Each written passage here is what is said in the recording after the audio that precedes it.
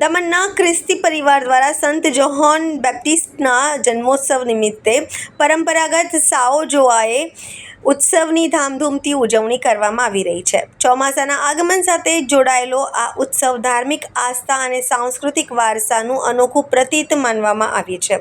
ઉત્સવ દરમિયાન કેટલાક વિસ્તારોમાં સૂકા ઘાસ અને પાંદડાથી બનાવેલ પ્રતિકાત્મક પૂતળાઓ પણ તૈયાર કરવામાં આવે છે, જે દુષ્ટતા અને નકારાત્મકતાના અંતનું પ્રતીક માનવામાં આવે છે. સાંજે આ પૂતળાને સળગાવવામાં આવે છે. સાઓ જોઆઓ આસ્થા, પરંપરા અને આનંદનો ઉત્સવ છે. અમે સંત જોહનને યાદ કરીને સારા વરસાદ અને સૌના કલ્યાણ માટે પ્રાર્થના કરીએ છીએ.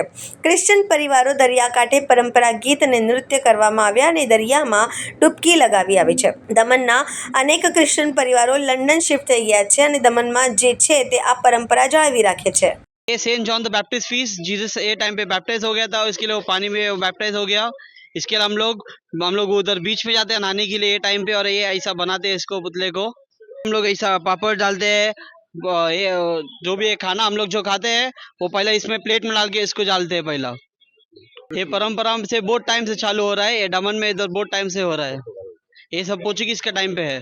संजीवाओं बनाता है और आप लोग को ओल्ड मैन आप लोग जलाता है शाम को 6 बजे, और आप लोग सेलिब्रेट करता है. दरिया में आता है नहाने के लिए, और फादर आता है ब्लेस करने को मॉर्निंग के लिए, और आप लोग सब सेलिब्रेट करता है. और we celebrate is like a good dish, and आप लोग का फेस्टिवल है संजीवाओं. बैप्टिज्म होता है, ऐसा भगवान का बैप्टिज्म होता है, आप लोग को भी बैप्टिज्म जैसा होता है. आज सेंट जॉन द बैप्टिस्ट का फीस्ट है, मतलब सेंट जॉन का जन्म का दिन है. और ऐसा मानता है कि हम मानते हैं कि सेंट जॉन जीसस को बैप्टाइज किया, इसलिए हम सब मिल के दरिया में आता है और सिर्फ एक डीप करता है पानी में, तो पवित्र हो जाता है. Just like saint John Jesus को बैप्टाइज किया, तो हम भी पवित्र हो जाता है सेंट जॉन फीस्ट के दिन. खाने के लिए वाल और पापड़ और गुंडा ये सब बनाता है और खाने के लिए. और हर घर में, कैथलिक घर में यही मिलेगा खाने के लिए. और हम घर के बाहर दूध बनाता है, मतलब आउट ऑफ है घास के बनाता है. और शाम को एक राउंड मारेगा.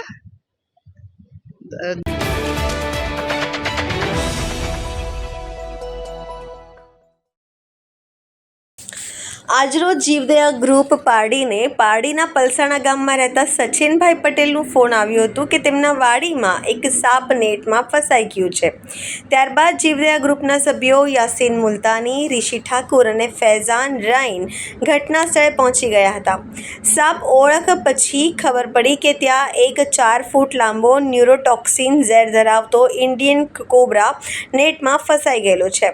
ત્યારબાદ સાવધાની અને સાવચેતી રાખતા સભ્યોએ આ કોબ્રા સાપને રેસ્ક્યુ કરી લીધું હતું. તે પછી આ સાપને જંગલ વિસ્તારમાં મુક્ત કરવામાં આવ્યું હતું. હાલમાં વરસાદની ઋતુ શરૂ થઈ ચૂકી છે, જેથી સરીસૃપના દરોમાં પાણી ભરાઈ જાય છે અને બધા સરીસૃપ સારી જગ્યાને ખોરાકની શોધમાં બહાર નીકળી લોકોના ઘરમાં અથવા ઘરની આજુબાજુ આવી જાય છે. તો જો તમને કોઈ પણ સાપ દેખાય તો એને મારવો નહીં અને જીવદયા ગ્રુપ પારડીનો કોન્ટેક્ટ કરવું છે. અમારો મોબાઈલ નંબર છે 9998553882.